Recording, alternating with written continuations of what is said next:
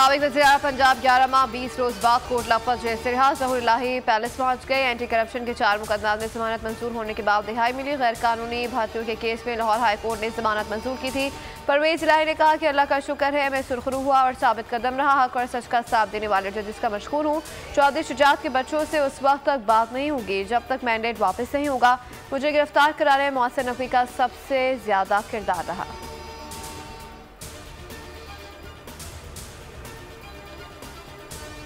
PTI के मरकजी रहनुमा रऊफ हसन पर हमलावरों ने ब्लेड के वार से जख्मी किया, थप्पड़ भी मारे। सीसीटीवी में हमलावरों को वाज़ेह देखा जा सकता है।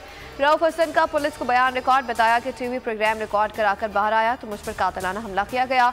मुलजिमान बज़ाहिर ख्वाजा सरा नजर आ रहे थे। मेरी किसी से कोई जाती रंजिश नहीं। मुलजिमान को गिरफ्तार करके कानून के मुताबिक सजा दी जाए। इस्लामाबाद पुलिस ने बताया कि हमले के शवाहिद जमा किए जा रहे हैं। जल्द हमलावरों को गिरफ्तार कर लिया जाएगा।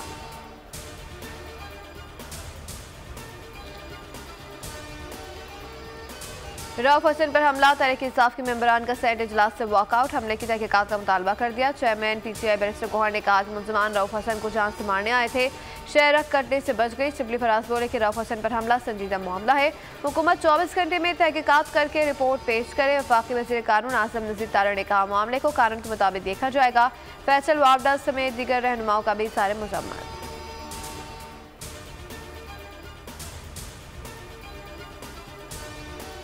साइफर केस से बानी पीटीआई और शाह महमूद कुरैशी की अपीलों की समाअत अहम मोड़ पर। एफआईए प्रोसिक्यूटर आज दलाइल मुकम्मल करेंगे। इस्लामाबाद हाई कोर्ट के एडवोकेट जनरल और सरकारी वकला को भी पेश होने की हिदायत। अदालत ने नमाज से कि मुल्जिम इकरार कर ले फिर भी इस्तिगासा को जुर्म साबित करना पड़ता है।